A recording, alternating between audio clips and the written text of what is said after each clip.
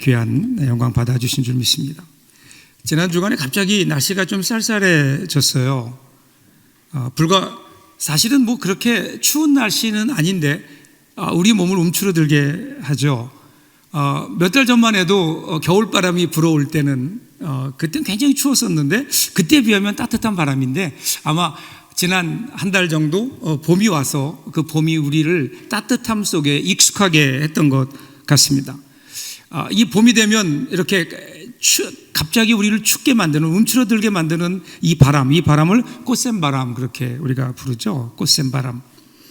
고려 시대의 고려 말기의 문인이었던 이규보라는 분이 투화풍이라는 시를 썼어요. 투화풍. 그러니까 꽃이 필 때 부는 바람을 꽃을 시샘해서 꽃을 투기해서 부는 바람이다. 그래서 투화풍이라고 이렇게 얘기합니다. 그 내용을 보면 이런 거예요. 투화풍이 부는데 그런데 조물주가 꽃을 만들 때 온갖 정성을 다해서 만들었고 또 그렇게 사랑하는 꽃이 그 꽃이 아름답게 피어난다는 것을 시기해서 만일에 그걸 시샘하는 바람이 분다면 그것은 조물주의 뜻에 어긋나는 것이 아닌가. 그러므로 이 부는 바람을 투화풍, 그러니까 피는 꽃을 투기해서 부는 바람이 아니라 거기에는 또 다른 의미가 있지 않겠느냐. 뭐 이렇게 투화풍이라는 시에서 노래하고 있습니다. 그러고 보니까 이 차가운 바람이 불고 나면, 이 꽃샘 바람이 불고 나면 봄의 생명들이 더 단단해지는 것을 우리들이 볼 수 있습니다. 그래서 꽃을 시샘하는 투화풍, 꽃샘 바람이 아니라 꽃을 세우는 꽃세움 바람이 아닐까. 여러분 그렇죠? 물을 머금어야 비로소 꽃이 피는 법입니다. 차가운 봄바람이 가지를 흔들어 뿌리를 깨워서 물을 길어 오르게 하지요. 만일에 바람이 없다면 어쩌면 꽃은 그냥 늘어진 팔자가 되어서 주야장천 잠만 잘 겁니다. 이 바람이 불어야 깜짝 놀라서 꽃대를 바로 세우는 거죠. 그래서 이 꽃이 피는 것을 시샘하는 꽃샘 바람이 아니라 꽃세움 바람이 부는 겁니다. 우리 인생에도 이러한 꽃샘 바람이 부는 것 같은 때가 있죠. 그때에 여러분 움츠러들지 마십시오. 혹시라도 그 바람 때문에 우리 인생에 꽃이 질까 걱정하지 마십시오. 꽃샘 바람이 아닙니다. 꽃세움 바람입니다. 우리 인생에 고난이 불어오지만 우리 생명이 있는 우리 하나님의 자녀들은요, 그것이 꽃샘 바람이 아니라 꽃세움 바람이 되어서 고난 중에도 우리의 인생을 더 든든하게 세워가는 하나님의 은혜가 있기 때문에 여러분 이 은혜로 고난 중에 우리가 승리하는 저와 여러분들 될 수 있기를 주님의 이름으로 축복합니다. 이런 의미에서 오늘 본문에도 보면요, 이 꽃샘 바람이 불고 있어요. 자, 1절 보세요. 그 후에 모세와 아론이 바로에게 가서 이르되 이스라엘의 하나님 여호와께서 이렇게 말씀하시기를 내 백성을 보내라. 그러면 그들이 광야에서 내 앞에 절기를 지킬 것이니라 하셨나이다. 모세가 하나님의 부르심을 받고 이제 이스라엘 백성들을 끌어내기 위해서 바로에게 가는 거예요. 바로 앞에 갔습니다. 이것이 바로 애굽의 왕이었던 바로와의 첫 대면입니다. 그런데 여러분 한번 모세 입장에 생각해 보세요. 모세가 바로 앞에 서고 싶었을 거예요? 그렇지 않을 겁니다. 하나님이 가라고 하니까 가기는 가지만 그 당시 최고의 권력자인 어쩌면 자기를 죽일지도 모르는 이집트의 왕이었던 바로 앞에 선다고 하는 것은 굉장히 두려운 일이었을 겁니다. 그 앞에 아무런 준비 없이, 그렇죠? 그 당시에 신적 존재로 추앙받았던 바로 앞에 모세는요 80 넘은 노인으로 아무런 준비도 없이 그저 지팡이 하나 가지고 바로 앞에 서는 겁니다. 바로가 얼마나 가소롭게 보았을까요? 마치 골리앗 앞에 서 있는 다윗 같지 않을까요? 다윗. 그리고 가서 하나님께서 뭐라고 말씀하라 그러시는가? 뭐라고 하죠? 이스라엘의 하나님 여호와께서 이렇게 말씀하시기를 내 백성을 보내라 이렇게 얘기하는 거예요. 하나님께서 이렇게 말씀하시는 겁니다. 그런데 여기 우리가 주의 깊게 봐야 되는 게 하나님께서 지금 모세를 보내시면서 이스라엘 백성들을 내 백성 이렇게 얘기해요. My people, 내 백성이라고 말씀하세요. 이 말은요, 이스라엘 백성들이 하나님의 소유라는 거예요. 하나님께 속했다는 거예요. 바로의 지배 아래 있는, 바로의 통치 아래 있는 바로의 백성이 아니라 하나님의 백성, 하나님의 다스림 가운데 있어야 되는 하나님의 백성이다. 그러니 어떻게 하라는 거예요? 그러니 그들을 이집트에서 내보내서 광야에서 내 앞에 절기를 지키게 하라. 이것이 하나님의 말씀인 거예요. 하나님의 백성들에게 중요한 것은 하나님을 섬기는 겁니다. 여기서 단순히 절기를 지킨다고 하는 것은 뭐 예배나 유월절이나 뭐 이런 어떤 시대적인 절기를 지킨다라고 하는 것이 아니라 그것은 노예로부터 해방이고 하나님의 백성으로 살아가는 길을 지금 이야기하고 있는 겁니다. 그러기 위해서 그들이 이제는 더 이상 바로의 백성이 아니고 이집트의 노예가 아니라 하나님의 백성으로 살기 위해서 그들이 해야 되는 가장 중요한 일이 뭐냐면 광야로 가는 겁니다. 광야로 가려면 어떻게 되나요? 이집트를 나와야 돼요. 애굽을 나와야 되는 거예요. 여러분 가만히 생각해 보세요. 겉으로 객관적으로 비교해 볼 때 지금까지 이스라엘 백성들이 살아왔던 이집트의 고센 땅, 기름진 땅입니다. 목축하기에 좋은 땅입니다. 거기엔 목초가 많이 있습니다. 지난 400년 동안 거기에 터를 잡고 살아왔습니다. 그냥 그럭저럭 살만합니다. 그 고센 땅, 그곳이 어쩌면 그들에게는 그들의 땅이요 자유의 땅처럼 보이지 않았을까. 그런데 하나님 말씀하세요. 애굽의 고센 땅은 억압의 땅이고 고통의 땅이고 노예의 땅이고 바로의 땅이다라는 거예요. 반대로 하나님의 백성이 살아야 될 곳은 그곳이 아니고 광야인데, 왜냐하면 광야는 자유의 땅이고 하나님의 은혜와 하나님의 인도하심이 있는 땅이라는 거예요. 그래서 지금 이스라엘 백성들로 하여금 그곳을 떠나서 광야로 가라. 여러분 광야 우리 알잖아요. 광야는요 고센 땅과 비교해 보면 거칠고 척박하고 위험하고 결핍투성이의 땅이고 사람이 살 수 없는 땅이에요. 그런데 그곳은 자유가 있고요, 하나님께서 가라고 하신 하나님의 약속이 있는 땅이라고요.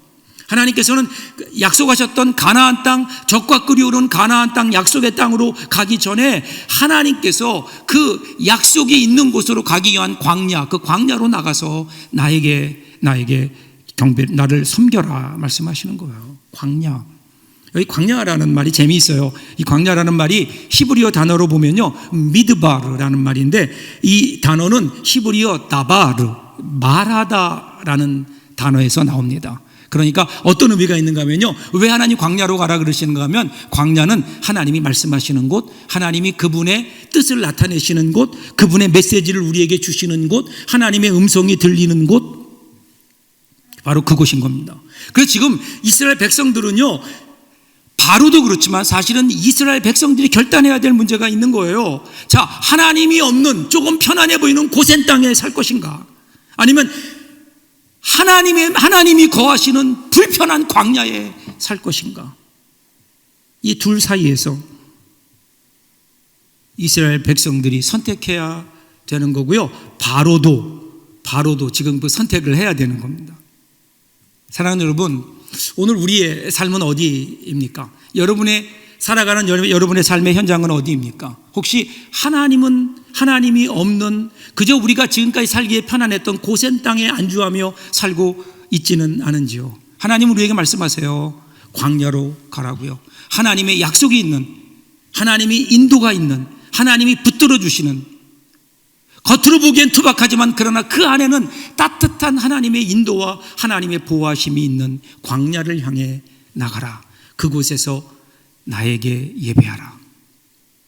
그래서 신앙은요 고센 땅을 떠나는 것으로부터 출발합니다. 오늘 혹시 아직도 우리의 삶이 여전히 고센 땅에 머물고 있다면 오늘 결단함으로 그곳을 떠나 하나님이 명령하시는 광야를 향해 나아가는 저와 여러분들 될 수 있기를 주님의 이름으로 축복합니다. 자, 이렇게 얘기하니까 이 바로가 뭐라고 하나요? 2절 보세요. 바로가 이르되 여호와가 누구이기에 내가 그의 목소리를 듣고 이스라엘을 보내겠느냐? 나는 여호와를 알지 못하니 이스라엘을 보내지 아니하리라. 자, 바로가 얘기하는 거야. 도대체 여호와가 누구냐? 여호와가 누구이기에? 이렇게 얘기해요. 그러니까 바로는 하나님에 대해서 무지한 겁니다. 사실 여러분, 이집트에는 수많은 신들이 있는데 그 신 가운데 여호와라는 신은 없거든요. 더군다나 이집트에서는요, 이 바로가 자기가 바로 신의 화신이에요. 그는 신적인 권위를 가지고 있어요. 그는 태양신의 아들이에요. 자신이 신이라고 생각하고 있다고요. 그런데 생전 들어보지도 못한 정체불명의 족보도 없는 여호와, 그가 와서 감히 나에게 명령을 해? 태양의 아들인 내가 이런 정체불명의 신의 명령을 들을까 보냐? 뭐 이런 겁니다. 이런 겁니다. 하나님을 몰라요. 하나님에 대해서 무지합니다. 자기가 신인 줄 알아요. 여러분, 에덴 동산에서 사탄이 아담과 하와에게 다가와서 유혹할 때 뭐라고 유혹하죠? 자, 선악과를 봐라. 저 선악과가 맛있어 보이지 않냐? 저거 먹으면 네가 좀 건강해질 것 같지 않냐? 이렇게 유혹하지 않았다고요. 선악과 자체로 유혹한 게 아니에요. 선악과를 먹으면 어떻게 된다고요? 하나님처럼 된다는 거예요.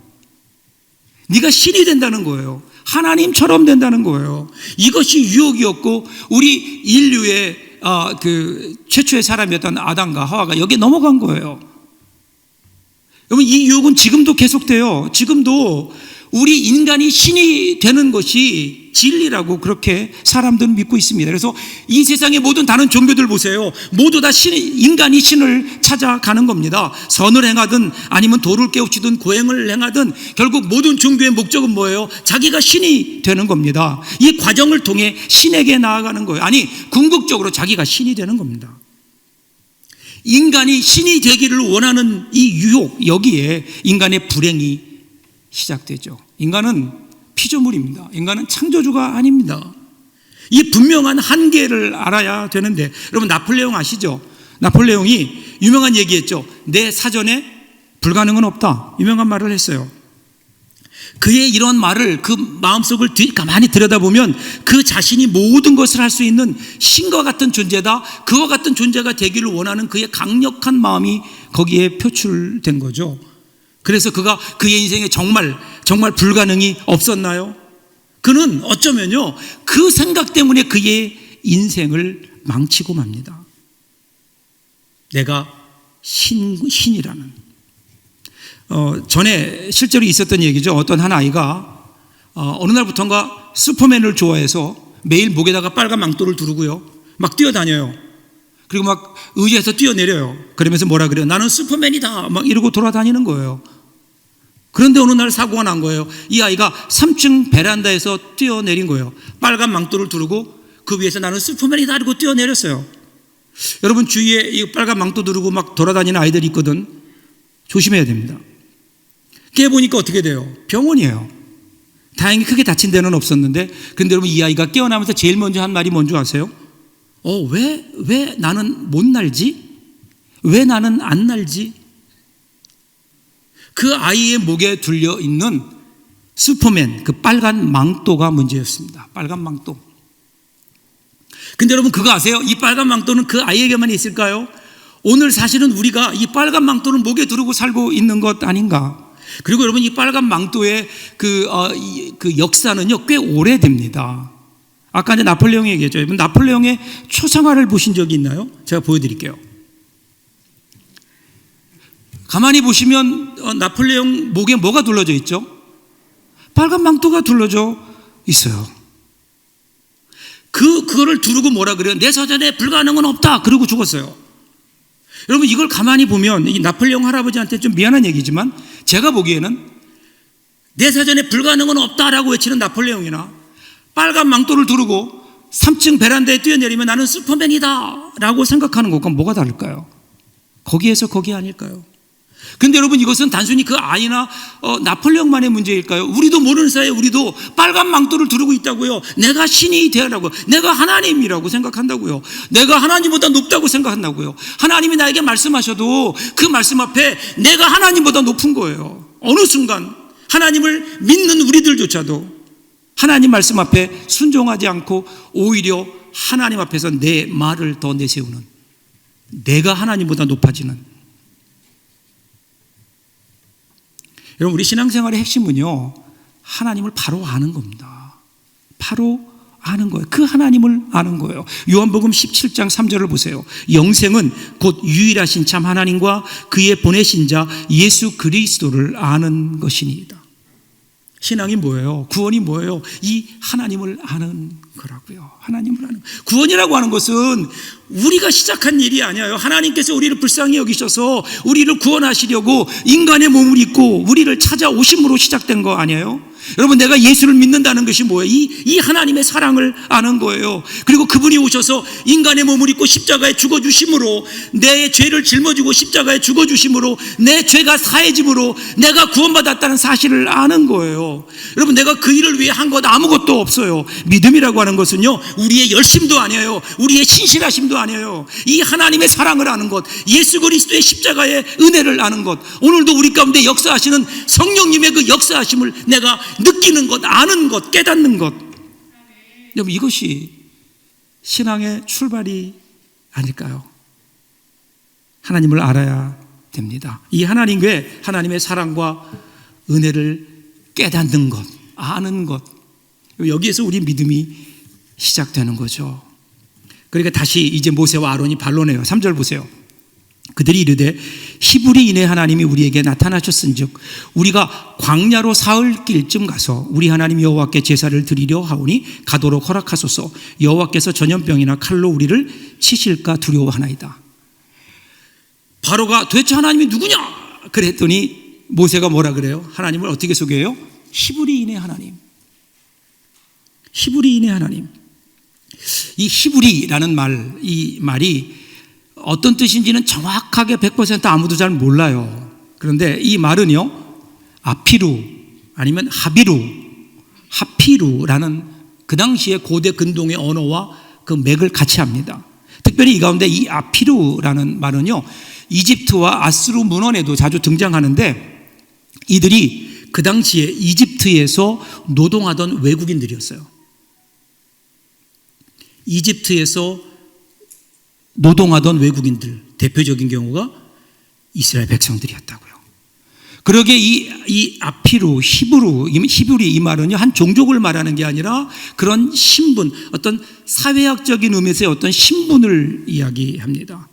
그래서 히브리 사람들이라는 말은 혈통적이거나 인종적인 차원이 아니라 사회적인 계급, 특별히 이집트 사회에서 가장 낮은 곳에서 비천하고 힘든 일을 하며 살았던 노동자들을 일컫는 말이 바로 이 아피루라는 말이고, 이것이 바로 히브리라는 말인 거예요. 그러니까 하나님은 지금 바로라고 하는 절대 강자 앞에서 하나님을 어떻게 소개하는가 하면 무능한 자의 하나님, 낮은 자의 하나님, 이렇게 소개하고 있는 거예요. 여러분, 우리 하나님은 높고 높은 곳에서 사람들을 향해 이리로 올라오라고 호통치는 하나님이 아니라 낮고 천한 곳으로 내려오셔서 그들의 친구가 되어주시고 하나님이 되어주시는 분이 바로 여호와 하나님이라는 거예요. 여호와 하나님. 그러면서 그들이 이 여호와 하나님, 이렇게 오신 여호와 하나님의 백성으로 사는 게, 이스라엘의 하나님 여호와께서 그들을 광야로 인도하시는 목적이 어디 있는가 하면 바로 당신 앞에서 제사를 드리게 하는 거다. 제사.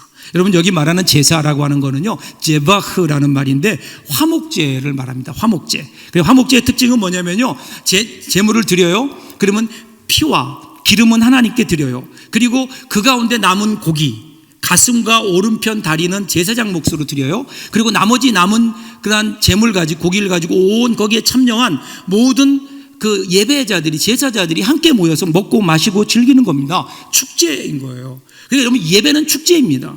예배는 하나님께서 베푸신 축제라는 거예요. 여러분, 지금 이 축제가 왜 중요할까요? 노예들에게 축제는 없어요. 축제가 벌어지면 노예들은 그것은 그들의 또 다른 노역이에요. 그 축제를 준비하기 위해서 많은 걸 준비해야 되는 거예요. 일해야 되는 거예요. 그래서 노예들에게 축제는 없어요. 축제는 자유인들에게만 있는 거예요. 그런데 하나님께서 그들을 불러내셔서 하나님이 베푸신 잔치자리에서 더 이상 그들은 노예가 아니라 축제를 즐기는 자유인으로 하나님의 백성으로 지금 불러주시는 겁니다. 그러면 여러분, 예배는요, 축제입니다. 보통 우리는 예배 그러면 내가 하나님께 뭘 드리고, 내가 재물을 드리고, 내 마음을 드리고, 물론 그런 측면도 있어요. 그러나 기본적으로 근본적으로 예배라고 하는 것은요, 하나님께서 우리에게 베풀어 주신 은혜예요. 하나님께서 우리를 만나 주시지 않으면 우리가 어떻게 하나님 만날 수 있겠어요? 하나님께서 우리를 만나려고 우리에게 만들어 놓으신 통로, 그게 바로 오늘 우리가 모여 있는 예배인 거예요. 그래서 근본적으로 이 예배라고 하는 것은요, 인간에게 주시는 하나님의 선물인 거예요. 오늘 여러분 그 선물, 은혜를 따라 오늘 여러분 이 자리에 나온 거 아니에요? 그래서 오늘 우리가 예배 자리에 나온 우리들이 경험해야 되는 게 뭘까요? 하나님이 주신 선물을 경험하는 거예요. 이 땅이 줄 수 없는 하늘의 평안을 경험하는 거예요. 이 세상이 줄 수 없는 그 은혜를, 하늘로부터 내리는 하나님의 은혜를 마음속에 경험하는 거예요. 경험하는 거예요. 그래서 예배가 중요해요. 그 어떤 경우라도 여러분 예배는 포기될 수 없는 거예요. 여러분 한국 교회를 보세요. 6.25 전쟁 기간 중에도 우리 신앙의 선진들은 결코 그 예배 드리는 시간만큼은 포기하지 않았다고요. 예배 드리는 방식은 달라질 수 있지만 여러분 예배는 절대로 중단될 수 없는 겁니다. 지금 코로나라고 하는 전염병 때문에 어려움을 겪고 있죠. 그럼에도 불구하고 한국 교회를 보면 우리 교회 한 번도 예배를 포기한 적이 없습니다. 예배를 포기하지 않았어요. 온라인으로 전환해서 가정에서 가족들과 함께 예배하고 직장에서 있는 곳에서 하나님께 예배하며 결코 그 예배를 포기한 적이 없다고요. 그런데 여러분 혹시라도 우리가 오해해서는 안 되는 게, 우리가 이렇게 예배 드리는 이유가 정부에서 그렇게 하라고 해서 하는 거 아니잖아요. 예배라고 하는 것은 하나님께서 우리에게 베풀어 주신 은혜이고, 그 은혜 앞에 하나님의 사람들이 믿음으로 응답하는 자리가 예배인데, 그 예배에는요 그 어떤 누구도 끼어들 자격이 없고요, 끼어들 수 없는 거예요. 오늘 바로를 보세요. 여러분 바로의 가장 큰 실책이 뭔지 아세요? 하나님께 나가서 예배한다고 하는데 너희들이 시간이 남아서 예배하려고 하는구나, 예배를 방해하며 예배 드리지 못하게 하기 위해서. 그래서 바로는요 거기에 더 강력한 탄압을 시작하잖아요. 하나님의 예배는 그 누구도 간섭할 수 없습니다. 우리가 이렇게 제한적으로 방역에 따라 예배 드리는 이유는 간단해요. 하나님이 만드신 생명을 우리들이 귀하게 여기는 것이고, 이웃의 건강을 위해서 우리들이 우리의 특권을 조금 제한하는 것뿐이고요, 또 그들에게 복음을 전해야 되기 때문에 선교적인 차원에서 우리가 하나님 앞에 이렇게 예배 드리는 거지.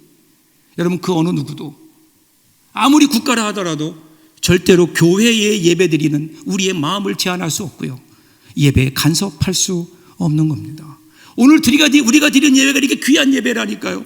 여러분 코로나를 뚫고 이 자리에 나오셨잖아요. 또 가정에서 지금 예배하고 있잖아요. 오늘 드리는 예배를 통해서 하나님께서 베풀어 주시는, 하나님이 주시는 선물이 여러분과 여러분의 가정 가운데 넘쳐날 수 있기를 주님의 이름으로 축복합니다. 그렇죠? 자, 이러니까 바로가요 대노합니다. 4절 보세요. 애굽 왕이 그들에게 이르되 모세와 아론아, 너희가 어찌하여 백성의 노역을 쉬게 하려느냐? 가서 너희의 노역이나 하라. 화가 난 거예요. 사태가 악화됩니다. 그냥 가만두었으면 그럭저럭 살아갈 수 있을 텐데 괜히 지금 하나님께서 모세와 아론을 보내셔서 잘못 건드린 것, 벌집 건드린 것 같아요. 문제를 확대시켜 버립니다. 7절 8절 보면요, 그래서 바로가 이스라엘 백성들에게 뭐라고 명령하는가 하면요, 그전에는 짚을 주면서, 벽돌을 만드는 재료인 짚은 주면서 벽돌을 만들어라 그랬거든요. 근데 지금은요, 야 너희들이 가서 짚을 구해라. 그리고 만드는 벽돌의 개수는 이전과 같다. 2배로 고욕이 늘어난 겁니다. 9절 보세요.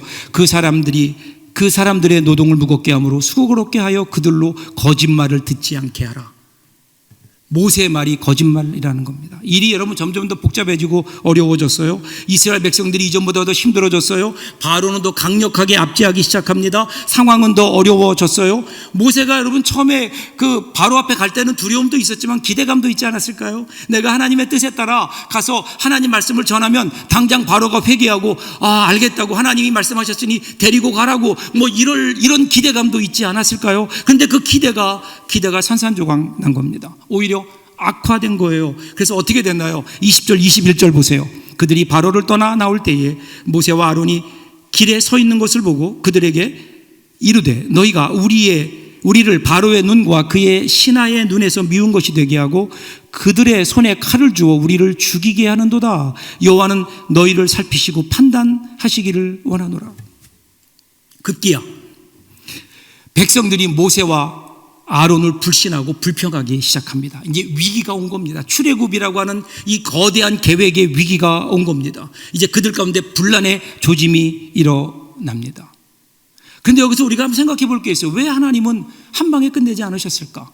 어차피 출애굽하게 하실 건데 어차피 나중에 보면 이스라엘 백성은 출애굽하잖아요. 그런데 왜 처음에 가서 모세와 아론이 얘기했을 때 하나님께서 그냥 허락하도록 그 바로를 강권하지 않으셨을까? 그러실 수 있잖아요, 하나님은. 그런데 하나님은 그렇게 안 하세요. 그렇게 한 후에 하나하나 차근차근 10가지 재앙들을 통해서 이스라엘 백성들은 결국은 바로의 손에서 구해내시는 겁니다. 왜 그럴까요? 왜 이렇게 그 과정을 통해서 근데 이스라엘 백성들이 겪는 고난은 말할 수 없이 크잖아요. 그 고난은 갈수록 더 세지잖아요. 왜 그러셨을까요? 하나님께서 이렇게 출애굽의 역사를 늦추신 이유가 어디에 있을까? 그것은 바로 이스라엘 백성들에게 있는 거예요. 바로에게 있는 게 아니에요. 바로는 하나님 안중이 없어요. 하나님은 바로의 마음을 한번 움직이시면 바로는 금방 움직일 수 있다고요. 그런데 이스라엘 백성들은 달라요. 이스라엘 백성들은 지난 200여 년 동안 그들은 그곳에서 노예 생활을 했어요. 물론 여러분, 노예 생활을 좋아하는 사람은 아무도 없을 겁니다. 힘들죠. 그런데 이스라엘 백성들은 그것을 벗어버릴 용기가 없는 거예요. 싫은데 거부하지 못해요. 왜 그런 줄 아세요? 젖어버렸어요. 여러분, 고통이나 불행을 원하는 사람 아무도 없죠. 그런데 고통과 불행 속에서도요, 오랫동안 살다 보면 거기 적응하는 거예요. 노예로 살다 보면 그 안에 노예 근성이 생기는 거예요. 불행에도 적응하게 되는 겁니다. 처음에는 죽고 싶을 정도로 힘들었지만 지내다 보면 그냥 지낼만 한 거예요. 또 새로운 무언가를 향해 나간다는 것에 대한 용기가 없는 겁니다. 지금 이스라엘 백성들이 그와 같은 상황이에요. 하나님께서 그들을 데리고 나가셔야 되는데 아직도 그들은 떠날 준비가 되어 있지 않아요. 여전히 애굽 고센 땅에 그들의 미련이 있다고요. 그래도 여기 살면 살만한데 그곳을 떠나는 것에 대한 미련을 끊지 못하고 있는 이스라엘 백성들, 지금 하나님께서 그래서 그들은 그곳을 떠나도록 그들의 둥지를 흔드시는 겁니다. 마구 흔들어 대십니다.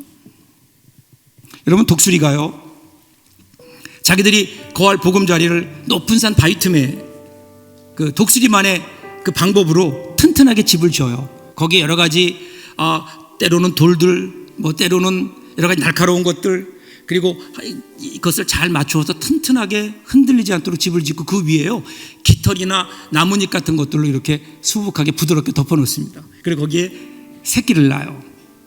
알을 낳아서 새끼가 부화되게 되죠.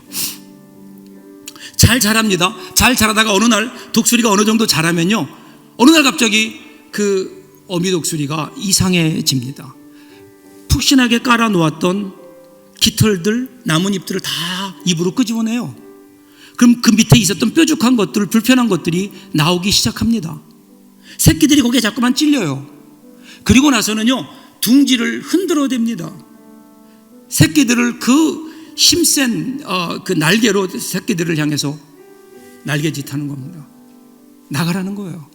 이 둥지에 있으면 안 된다는 거예요. 나가라는 거예요. 어디로 나가죠? 밖을 향해 비행해 보라는 거예요. 이 둥지에만 있을 일이 아니라는 거예요. 네가 독수리로 살기 위해서, 진정한 독수리가 되기 위해서는 이곳을 떠나서, 이 보금자리를 떠나서, 둥지를 떠나서 저 넓은 창공을 향해 날아가야 된다는 거예요. 그들 밀어내요. 여러분, 지금 하나님의 고난이 이것 아닐까요? 왜 하나님께서 이스라엘 백성들에게 이런 고난을 주실까? 더 넓은 세계를 향해서 이제는 바로의 백성이 아니라, 이집트의 노예가 아니라 하나님의 백성으로 살아가야 되는, 하나님의 약속의 날개를 펴고 하나님의 은혜를 따라 온 세상에 하나님의 영광을 나타낼 하나님의 백성으로 살아갈 수 있도록 지금 이집트에서 끌어내시기 위해서 그들이 400년 동안 살아왔던 고센이라고 하는 둥지를 하나님이 흔드시는 거예요. 고난의 바람을 그곳으로 불어내시는 겁니다. 여러분, 우리가 살다 보면요, 우리가 이러한 상황이 우리에게 있죠. 마치 잘 살고 있는데 독수리가 자기의 보금자리를 어지럽혀 놓는 것처럼, 흔드는 것처럼 우리의 편안했던 인생을 뒤흔들어 놓고 우리의 인생을 위기 가운데로 몰아넣는 것 같은 바람이 우리에게 불어와요. 근데 여러분, 잊지 마세요. 여러분, 우리 모든 성도들, 하나님의 사랑하는 백성들에게 불어오는 모든 바람은 절대로 꽃샘 바람은 아닙니다. 그것은 꽃새운 바람입니다. 그 바람을 통해 그 바람을 통해 하나님은 우리의 인생을 바로 세우시려는 거예요. 우리의 신앙을 바로 세우시려는 거예요. 더 넓은 세계를 향해, 더 새로운 하나님의 은혜를 세계를 향해 우리로 하여금 나아갈 수 있도록, 때로는 하나님께서 우리의 둥지를 흔드신다고요. 때로는 질병이라고 하는 고난의 바람을 통해서, 때로는 경제적인 어려움, 때로는 자녀들, 때로는 우리 인생의 여러 가지 고난의 바람을 통해서 하나님은 우리의 인생을 흔들어 놓으신다고요. 그때 우리가 생각해야 되는 것은 바로 그 하나님의 손길입니다. 어디로 우리를 인도하시는가? 어디로 우리를 인도하시는가? 오늘의 편안함, 안일함을 뛰어넘어서 더 나은 미래, 새로운 세계로 우리를 인도하시기 위한, 도종환 시인의 표현대로 여러분, 흔들리지 않고 피는 꽃은 없지요. 수많은 바람을 맞으며 물을 길어 올려야 비로소 꽃은 줄기를 세우는 법입니다. 작은 대추 하나라도 태풍, 천둥, 그 많은 자연의 섭리를 머금어야 붉어지는 것 아닐까요? 여러분, 꽃과 대추만이 아닙니다. 우리의 인생이 그렇지 않나요? 우리의 인생이 어떻게 고난 없이, 부는 바람 없이 우리의 인생이 바로 성숙할 수 있을까요? 어떻게 우리 신앙이 우리 인생의 고난의 바람 없이 그냥 온실 속에서 어떻게 거목으로 자라날 수 있겠냔 말이에요. 시편 119편 71절을 보세요. 고난 당한 것이 내게 유익이라. 이로 말미암아 내가 주의 율례들을 배우게 되었나이다. 여러분, 주님 안에 있을 때 우리에게 오는 고난은 절대로 꽃샘 바람이 아니라 꽃새운 바람이 되는 겁니다. 이걸 통해 우리는 하나님이 누구인가를 아는 겁니다.